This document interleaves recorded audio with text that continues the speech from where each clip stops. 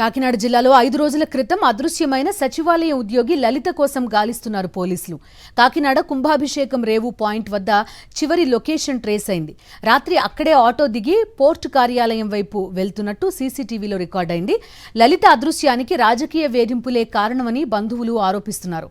పోలీసులు పరిసర ప్రాంతాల్లోని సీసీటీవీ ఫుటేజ్లను పరిశీలిస్తున్నారు. మరింత సమాచారం మా ప్రతినిధి రాజు అందిస్తారు.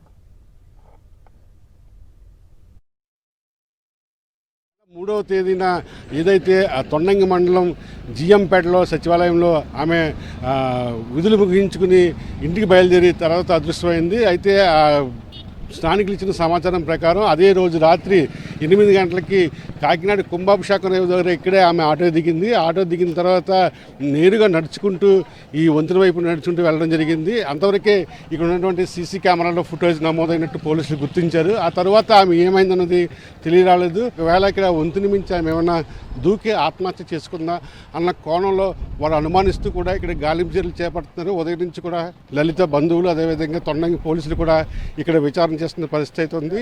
ప్రస్తుతం ఏం జరిగింది, ఆమె అదృశ్యానికి కారణం ఏంటి తెలుసుకున్న ప్రయత్నం చేస్తాం. ప్రస్తుతం ఆమె బంధువులు ఉన్నారు. చెప్పండి, ఏమైంది అమ్మాయికి, ఎందుకు అదృశ్యమైంది? ఉప్పాడు దిగి మళ్ళీ కాకినాడ లైట్ హౌస్కి ఎక్కిందని తెలిసింది. అక్కడ ఆటో డ్రైవర్ని కూడా అడిగాము మేము. లైట్ హౌస్ దిగినప్పుడు మళ్ళీ కర్పణకి వెళ్ళి ఆటో ఎక్కిందని ఆటో ఆయన చెప్పాడు. తర్వాత ఇక్కడ కుంభాభిషేకం దగ్గర దిగిందని ఆ ఎక్కిన ఆటో అతను కూడా మాతో చెప్పడం జరిగింది. అమ్మాయి ఇక్కడ ఇబ్బంది అయిన ప్లేస్ కదా, ఇక్కడ దిగేబట్టి నువ్వు లైట్ మరి కల్పనకి తీసుకుని టికెట్ ఇక్కడ దిగేవేంటి అని అడగడం జరిగింది.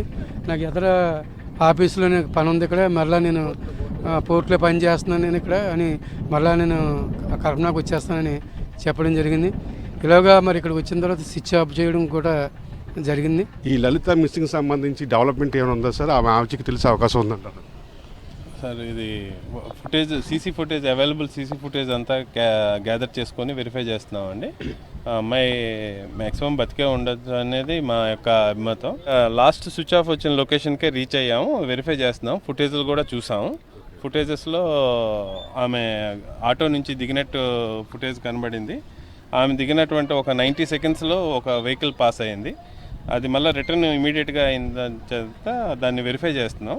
వెరిఫై చేసి మీకు తెలియజేస్తాం. కారు వెళ్ళడం నిమిషన్నర వ్యవధిలోనే ఆ కారు మళ్ళీ తిరిగి వెనక్కి వెళ్ళిపోవడంతో ఒకవేళ లలితగా ఆ కారులో వెళ్ళిందన్న కోణంలో కూడా పోలీసులు విచారణ జరుగుతున్న పరిస్థితి అయితే కనిపిస్తుంది. డీఎల్సీ వెంకటరమణతో కలిసి కస్మాన్ రాజు, సాక్షి టీవీ, కాకినాడ కుంభాభిషేకం రేవు నుండి.